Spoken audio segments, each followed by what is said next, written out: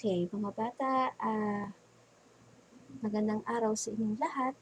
So, para sa araling ito, tatalakayin natin ang tungkol sa pagsasalaysay muli ng may wastong pagkakasunod-sunod ng napakinggang teksto gamit ang mga larawan, signal words at pangungusap. So, meron tayong tatlong kagamitang gagamitin upang mapagsunod-sunod natin yung napakinggang teksto. Simulan na natin. Sa aralin na ito ay makatutuklas ka ng mga bagong kaalaman tungkol sa pagsasalaysay ng may wastong pagkakasunod-sunod ng napakinggang teksto gamit ang mga larawan, signal words at pangungusap. So, alin nga ba ang nauna? Itlog o manok? Pagsusunod-sunodin natin yung mga larawan. Lalagyan natin ng bilang ang mga ito. Hindi nyo na ito isusulat sa inyong kwaderno. Tatalakayin na lang natin itong activity na ito.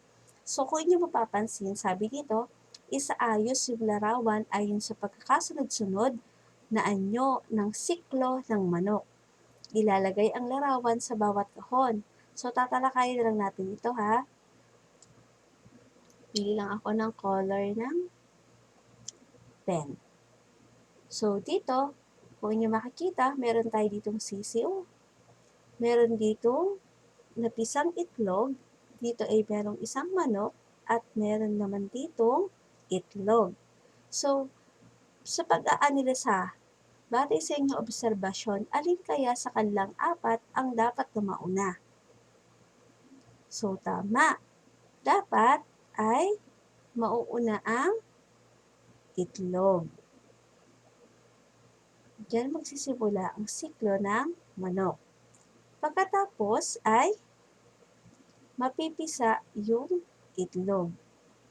Number 2. Ang ikatlo, lalaki na yung sisiw, magmamature na siya hanggang sa maging ganito na rin siya adult.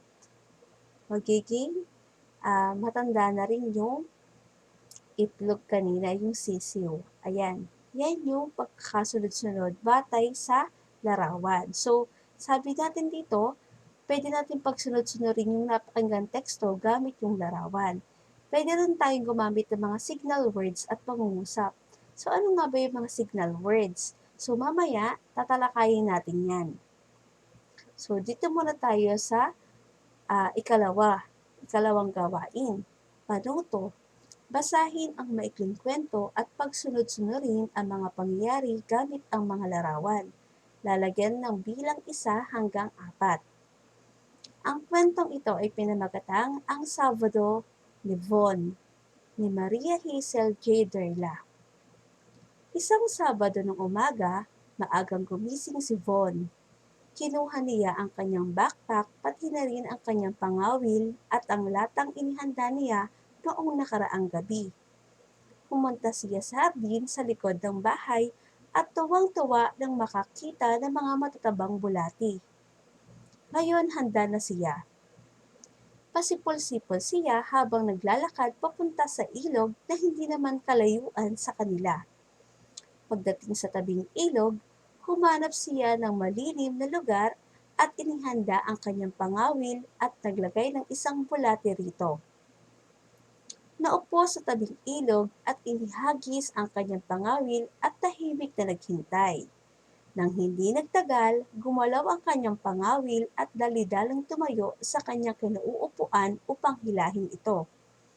Laking gulat niya sa kanyang nakita ng umagang iyon. Agad niya itong kinuha at inihanda ang kanyang kagamitan. Tuwang-tuwa siya sa malaking isda na nahuli niya. Dali-dali siyang umuwi para ibigay sa kanyang ina ang kanyang malaking huli ng araw na iyon at yun ang kanilang naging masarap na pananghalian. At yan nagtatapos ang ating maikling kwento.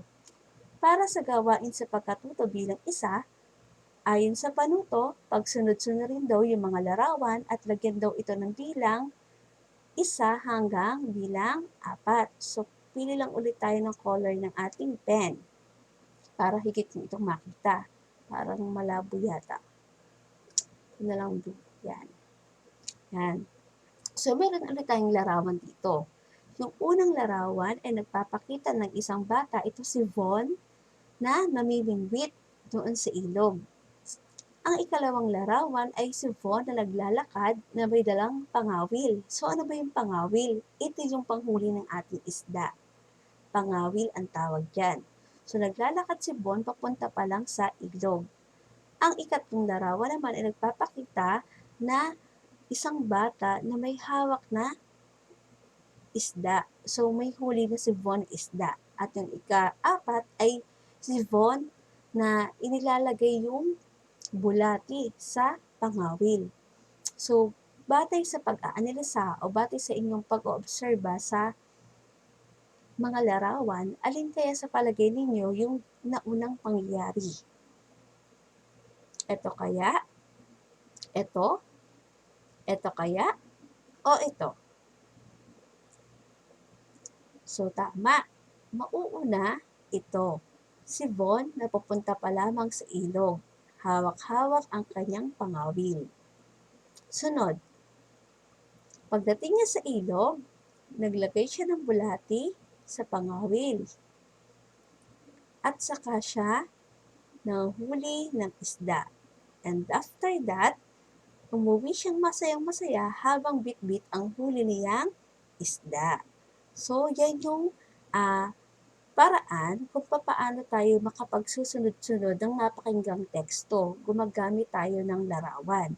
So, sabi ko sa inyo kanina, meron tayong tatlong paraan para mapagsunod-sunod yung mga napakinggang teksto.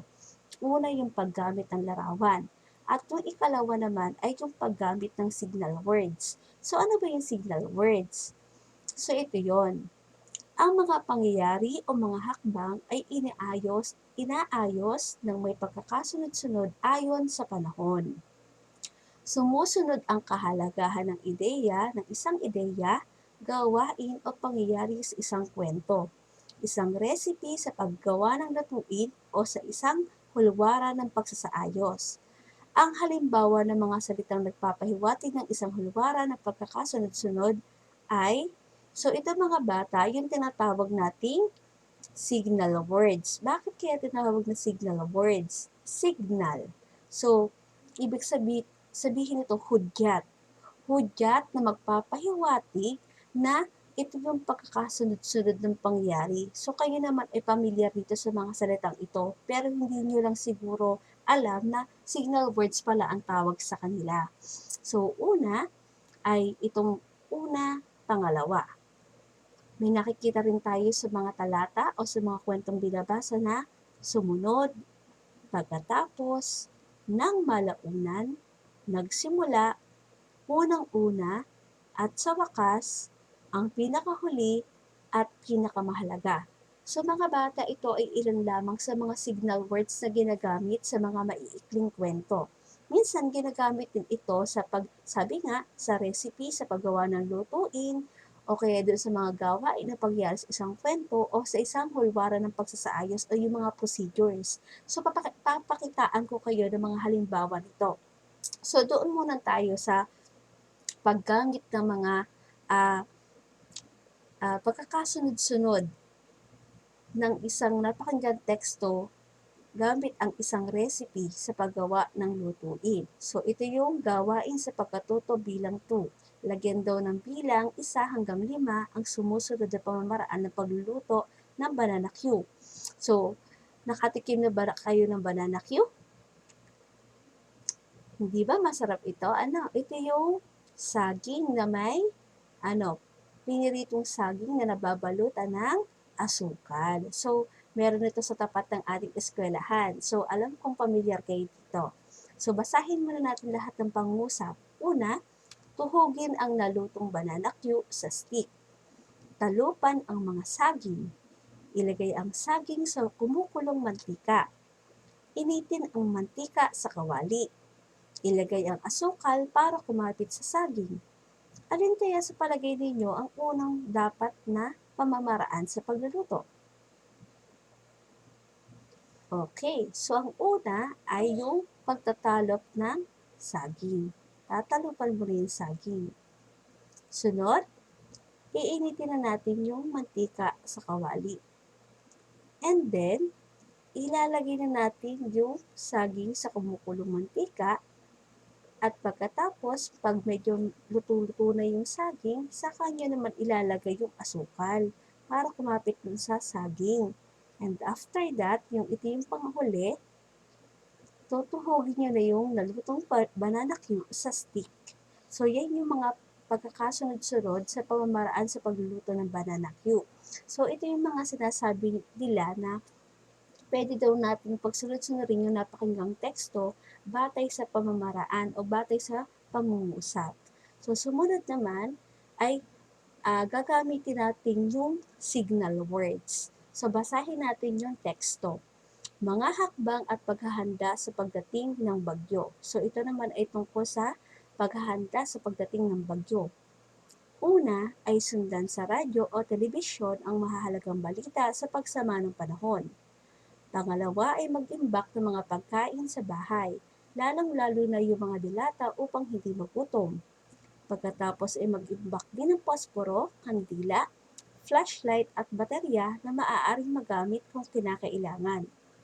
Pinakamahalaga sa lahat ay manatiling mahinahon sa lahat ng sandali upang makaiwas sa dagdag na sakuna. At panghuli, kailangan makinig sa mga balita tungkol sa pagbabago ng panahon. So dito mga bata ay may makikita tayong mga signal words. So ito yung mga signal words. Una, pangalawa, pagkatapos, pinakamahalaga, at panghuli. So meron tayong 5 signal words na nagamit sa tekstong ito. So, ganyan mga bata, yung sinasabing signal words, siguro nadadaanan nyo to pero hindi nyo lang alam na ito pala yung tinatawag na signal words. So, ang gamit ng signal words ay nagbibigay sa inyo ng pahiwatig o hudyat na ito na yung susunod na pangyayari. So, para masagutan natin itong gawain sa pagkatuto bilang 3, sabi dito sa panuto, isusulat daw yung mga pangungusap kung ano yung mga hakbang na dapat sundin kung may paparating na bagyo. So, dito, humihingi lamang sila ng 3, una, pangalawa, at pangatlo. So, dito, isusulat ko lang ito, Una ay sundan sa radyo o telebisyon ang mahalagang balita sa pagsama ng panahon. So, isusulat ko lang lahat yung buong pangungusap dito.